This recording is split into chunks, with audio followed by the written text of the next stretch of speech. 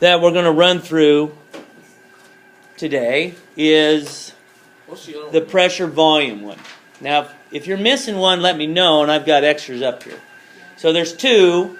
One's at the top says pressure volume. The other one at the top says pressure and temperature. Come up and get one if you don't have one of those two. Pressure volume, pressure temperature.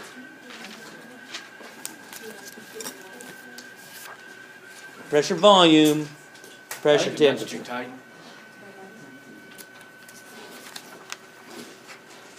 Okay, we started the pressure volume.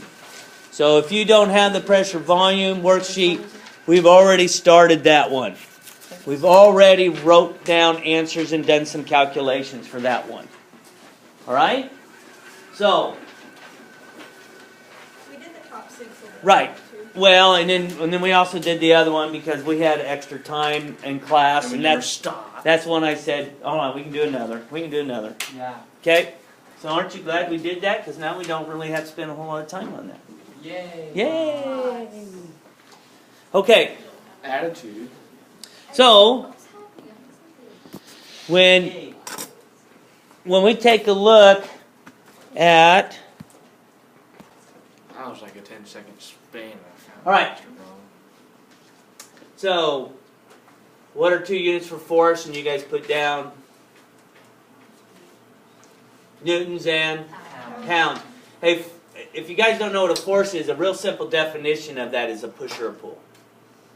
So, force is a push or a pull. It can be something not in motion. It can be something in motion that you're pushing or pulling. So that is a real simple physical science definition of force as a push or a pull. 2 units for that in the International System of Measurement, which we use, is newtons. A newton is about 1/5 of a pound. 1/5 of the pound is a newton. So like a fifth? Okay? If you wanted to know how they compare. No, it's not. What are the 2 units for area? Well, we know the 2 units for area could be anything squared. So the most common ones that we came up with was inches squared, right? And meter squared. Now, a meter square, an inch square is like this, and so the force applied to whatever's in here is actually the force associated with an inch square. If we're talking about a meter square, and this is not, well, this whole thing is probably about a meter square. Not quite, maybe. So this whole thing's a meter squared. So look at those same number of dots over a meter squared. What do you think? How do the pressures compare? There's a lot less pressure in that big one. Right, there is. So a meter squared takes up a lot of space. So usually with the newtons per meter squared, we're going to have a really, really big number in the 100,000 range. Because it covers a huge area compared to an inch squared. 3 units of pressure, we gave you, which one? ATM? At the moment. Not at the moment. Atmospheres, kPa, okay, millimeters of Hg. So here's the differences between these 3 for people that were gone. We gave them numbers. Okay, so we gave these numbers, and all these numbers represent units of measurement of pressure that's different. And why do we use so many different ways to measure pressure? Okay, so here's the reason. One, the first way to measure pressure was with a mercury barometer. Mercury barometer's height is 760 at sea level. So if you take a ruler, okay, you got a ruler, okay, and this is supposed to represent a meter, though it's not the same as a meter. Scale to This a meter. is 0, this is 100, or this is 1 meter. If we would go to about here, that represents 0.76 meters or 760 millimeters. So that height right here represents a barometer which is filled with mercury. So this would be like a mercury bath here. We've got a cylinder, glass cylinder. It's measured with mercury and it comes up to about right there at sea level. So that's 760 millimeters of mercury. You want us to write that? No, you already have that down. Okay, those people were here. Now, 1 atmosphere is just to make it easy on you guys. So they just say at sea level, it's 1 atmosphere. Instead of saying this number that's, you know, a little bit, it's like 12 inches in a foot, where if you do the meter stick, you know, that's a little bit easier, so everything's based on 10. So we just want to make it simple, and we say 1 atmosphere. So then if I say 2 atmospheres, that's double the pressure. If I say a half of atmosphere, that's half the pressure. So it's an easy way to represent changes in pressure, other than saying 760 and 1520, and that's doubling, and then half would be, you know, 380, that type of thing. So it just makes it easier in which to represent a pressure. Now, why the 101.3 kPa? You guys don't have to write this down, but it's actually a 101,300 newtons per meter squared. So we said that that's a pressure, right? Force over area is pressure. This is 101,300 newtons of force over a meter squared, like this big box. Okay? And so that constitutes to 101,300 pascals, which if we change it to kilopascals is 101.3 kilopascals. So that's why we look at kPa, because it actually tells us newtons of force over areas a meter squared. So we won't probably ever use that though in here. And those are the 3 ways. The definition of pressure is what? Force over an area, right? The applied force over a specific area. Okay? Now make sure you're filling this out if you were gone, because this is part of that check. When I do a notebook check, just because you have the page in there doesn't mean you get credit for it. You know, you get 0 credit for it, you don't have anything done. So it doesn't make, it's not going to count if you just have it there. So then, we had shown the equation for Boyles Law. And the equation for Boyles Law is what? P1 times V1 equals P2 times V2. Right. So, all this is saying is that if we take some substance and we make some changes to it, and we keep the temperature and the number of molecules present, kind of like our cylinder experiment. We have that cylinder here, we have a piston inside, and we had it set at 10 milliliters, and we said, okay, what we're going to do now is set that piston down to 5 milliliters. We push it down to 5 milliliters volume. What happened to the pressure? What happened Increased. to it? How much did it change? Gradually. No. It might have, yeah, but I mean, what's the difference in volume? It has, Decreased. by what? Half. Half. So the pressure is? Half. No. You're saying that the same number of molecules in here compared to the same number of molecules in here, you're saying that the pressure's cut in half. Oh, it increased by half. Right, but we'll say not by half, but by Whole. 2. We invert it. It's called an inverse relationship. If we cut the volume in half, the pressure is invert that. What is that inverted? 2 over 1, right? It's double. Now, we also said if you take that same cylinder and it was at 10, but now it's at 20, how do these two compare? So now we're doubling the volume. 2 times the volume. What happened to the pressure? Decreased by how much? 2, which would be half. So I'm going to ask you guys concept questions. They're not that difficult. We half the volume, the pressure doubles. If we double the volume, the pressure's cut in half. Because that's what this says. If I say we got pressure and we take half the pressure, the value is half. Let's say it goes from 1 atmosphere to 0.5 atmospheres. And this volume here was 1 liter. What's the volume here? So if it's half the pressure, what happened to the volume? It increased by how much? By 2. It doubled. If I take 2 times 0.5, what do I get? What's the number? 0.5 times 2 is 1, right? 1 times 1 is 1. What do you know about the 2? They're constant. So that's why we could take this problem and set it up to solve for the volume. So you guys set that up and solve for it. And when you guys were all done, you had P1 times V1 over P2 equals V2. Because we set up to solve that problem. And so we got an answer that was in the 11 range, right?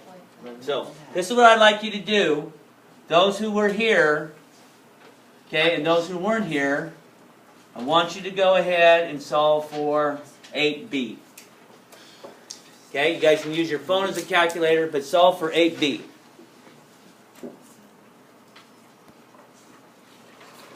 Okay, so the answer for this one is 2,900. Guys, I always like looking at, does it make sense? So 300 to 2,200 is an increase of a 3 goes into 22 how many times? About how many times? 7. So it's going to be 7 times higher. This is going to be 7 times higher. Because what happened is if we go the other direction, this is about 1/7 the volume. Because 300 goes into 2,200 about 7 times, not quite. So this should be 7 times greater pressure than P2. Does that make sense? So that's why it's 2,900, because you guys set this up as P1 times V1 all over, well, it should be 1. It should be P2 times V2 all over V1. And that got you P1. So then your P2 would have been 400. Your V2 would have been 2,200. And then your V1 would have been 300. And that's how you should have set it up. And when you set that up, you got around 2933, was that right? Okay. Questions on that? Okay. So, number 9. A word problem is not that much more difficult, and people make a lot more difficult process of a word problem. So this is how you do it. This is really easy. So what you're going to do when you do this is you're going to go through and go, you're going to sign everything. Flexible container has an initial of volume, that's V. So V1, okay, that's what that one's going to be. Okay, and a pressure, 500 kPa is a pressure. P1. So that's P1. All right, so I got V1 and P1. So I probably know I'm going to use this Boyles Law. It says V1 times P1 equals V2 times P2. So I need one of those two. You need P2. So I need pressure of, what is the pressure? So what is the pressure? I don't know P2. I'm asked for the pressure when the volume is now 4 milliliters. So that's V2. So I know that one. So then all you do is set that up. I'm going to let you guys do that. Those two on your own. These two, you're going to do on your own. And complete. So this would be the same thing. Okay? Questions you have? That's how you attack a word problem. I just write on there and tell me what that is, and then I want to solve for P2, so I know I got to get P2 by itself, so I'm going to divide both sides by V2. I got it. P2 equals V1, P1 over V2. Then I just substitute my numbers in. I got it. But it has to make sense, too. So how many times does 4 go into 20? 5. So if the volume is reduced by 1/5 because that's the opposite, saying if it goes into that 5 times, it's 5 times greater, or 1/5 going the other way. Then if the volume is 1/5, the pressure is how many times greater? 5. 1/5. So that should be 2,500 when you get an answer. This is 5 times greater. So sometimes you can get away with knowing the relationship and know probably a lot of times really close to what it's supposed to be. Okay. So you're going to put that away because that was review. Then on Friday, you guys were all here on Friday, right? Yeah. Okay, so except for one person. So we're going to go down 1 through 5 and make sure you guys have these. What are the 3 units for measuring temperature? Celsius, Fahrenheit, Kelvin. Kelvin. Celsius, I already said it, Fahrenheit, Dan. You just might as well say it. Kelvin. Just Kelvin twice. Okay? No, it's Celsius. Now, we're used to using Fahrenheit because they set it at a Fahrenheit scale, which starts at 32 degrees Celsius and ends at 212 when you go from freezing to boiling. So Fahrenheit goes from 32 to 212 when you're looking at 2 things: boiling point, and depending upon if you say melting point or freezing point, we'll just say melting point. They're the same. Freezing point, melting point is the same. So then we transfer that over to Celsius, and Celsius is the same. Melting point is what? 32 is what in Celsius? 0. And boiling point is? So if it's 65, what degrees Celsius is it? Oh, we won't. 43. I won't have you guys calculate those. Okay, I won't have you. Is it just in the- minus 32? In the past, you guys have converted, and so to It took years. So to convert, you would go, like to convert, like for Fahrenheit to Celsius, first thing you have to do is you have to subtract 32 from the degrees Fahrenheit. And then take it times 5/9, whatever's left, and that would be 0. Right? 'Cause that's what you would do. Ridiculous. Why would someone even make 3 different measures? Well, here's the deal. I think that's a good question. Why? So this is English, Yeah. okay? The next one's Britain. Well- Well, British too. So I'm not sure why they selected on a scale that as 32, but they said that's 32 and 212, and the difference is 180 degrees. Okay? Now this is easier, and the reason, but we get so accustomed to Fahrenheit that when they say it's going to get out, temperature's going to be in the mid-30s today, we know that's just above freezing. Celsius, if it says mid-30s, that would be a nice hot day. That's what it is. It's going to be a hot day. And what's cold for them? Okay? Well, 0 degrees Celsius is freezing. So, it's anything around the 0 mark is cold. It'd be nice, and it'd be mid. Yeah, it'd be really 5s. nice. So, Kelvin, its starting point is what we call absolute 0. We figured that in the lab. Never got to that. We did that, didn't we? Everybody did that. No, right? we never got to the 0 degrees Kelvin before. Right, we haven't got there. So, it has a starting point that is absolute 0. That's a minus 273 degrees below 0. So, its starting point is 0 at a minus 273. So, once it gets up to the freezing point or melting point, however you want to identify it, this number is going to be what value? So, if its starting point is at minus 273 degrees Celsius, and they're going to make that 0 Kelvin, what is this in melting? 273. Make sense?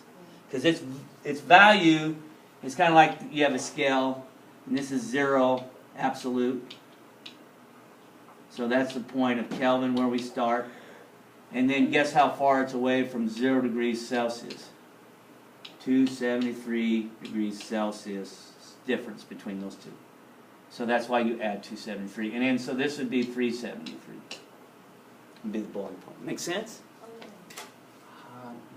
Okay, now what's the difference between 0 and 100? It's 100 degrees. How about Kelvin? Same. They still use the same scale, but they have a different starting point. And so they call that Kelvin. You're going, why? Chancellor's like, why do we have Kelvin? Why have the different ones? Because in gas laws, you cannot have a calculation that gives you a negative pressure. There's no such thing as a negative pressure. Okay, so you either have zero pressure or you got something above that. Zero pressure means there's no collisions, no force, nothing present to give collisions. So a vacuum would be zero pressure, right? Because a vacuum, a perfect vacuum, has no molecules in it whatsoever. It's just space, empty space. Kind of like empty, going to outer space. Pretty much a vacuum. Okay? Because there's no pressure.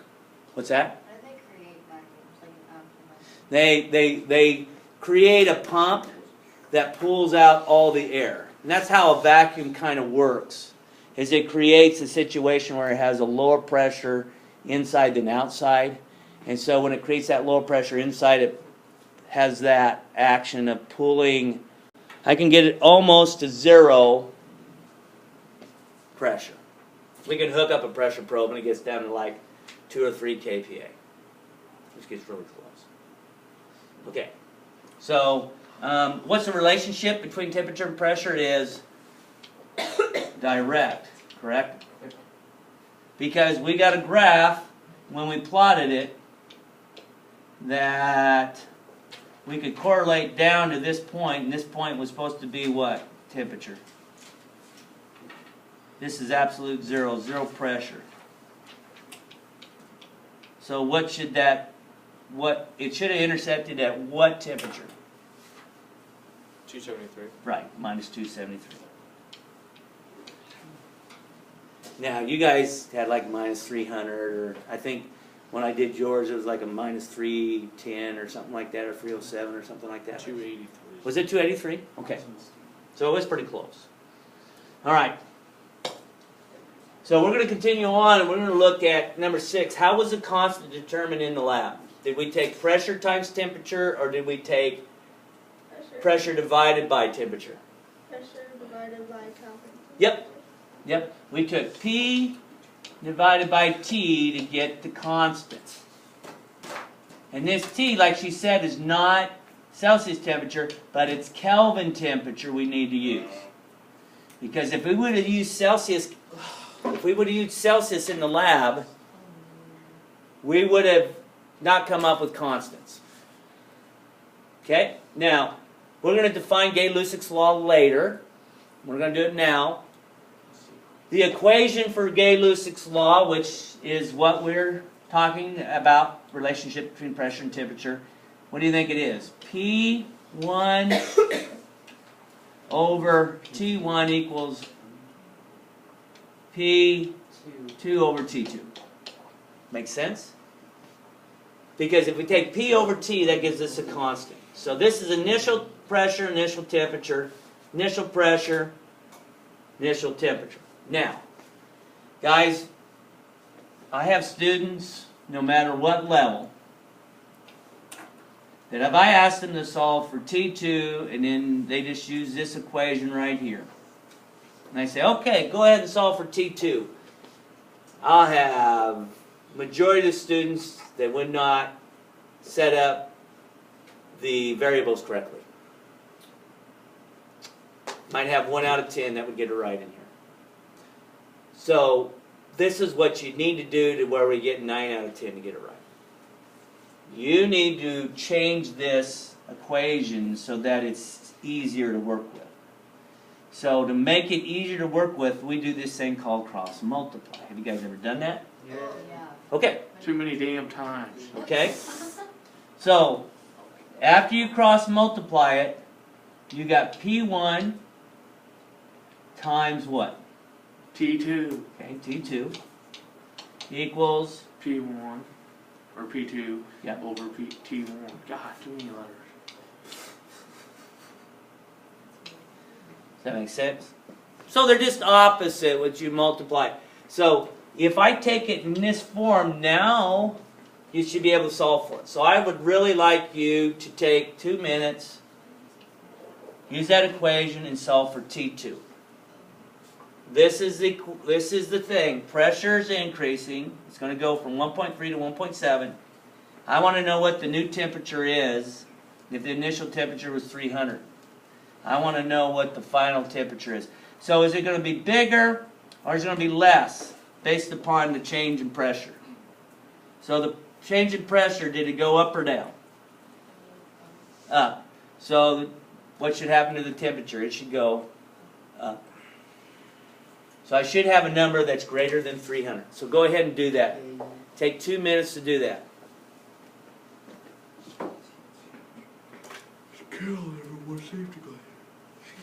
On this one, you're going to take and realize I've got to solve for T2. So I'm going to divide both sides by P1. So T2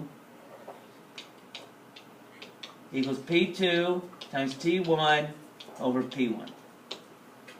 And then you just plug your numbers in. Pressure 2 is 1.7.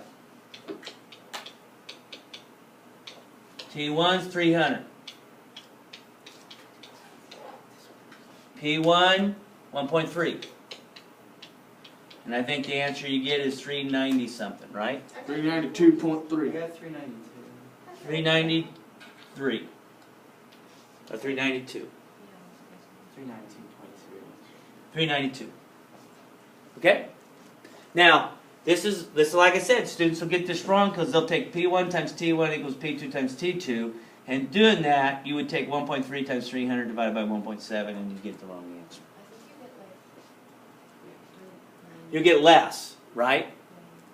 So you just told me that if the pressure goes up, the temperature's got to go up. So if you get less than 300, you're like, wait a second, that's not right. It doesn't make any sense. It's not very consistent. So what is different about B to A when we take a look at our units? Pressure's different, but what about, We have to find P2 now. right? We got to find P2, but what is wrong with this? Because this'll make you really mad if you just leave it here with these. It's in Celsius. You cannot do a gas law with degrees Celsius. You cannot do it because it's going to give you wrong answers every time because you have to start at absolute zero, which is Kelvin. So you go cross through it and you go, that's not 673, but that is, add 273, that is 873. This is not 120, it's 393 Kelvin. I see. Right? And then you go calculate it. So if the temperature is going from 873 to 393, it's a little over half. What's happening to the pressure? It is half. Right? Because it's direct relationship. Kelvin is going down. The pressure has to go down. So go ahead and do the calculations for the rest of those on that page. And then if you need to arrange your notebook in order, you can do that too. Okay? But make sure, and I'm going to have you take your notebook with you so that you can have your two worksheets done and everything arranged when you come in tomorrow. And then you can just leave it in here tomorrow. What do we Okay. do? We'll probably talk a little bit about moles of molecules and how that affects pressure. Hate moles. Oh, I love moles. You do. You bet. Wish I could have it for Thanksgiving meal. Moles. Instead of turkey, moles is where it's at. 2 moles is better than 1 mole for sure.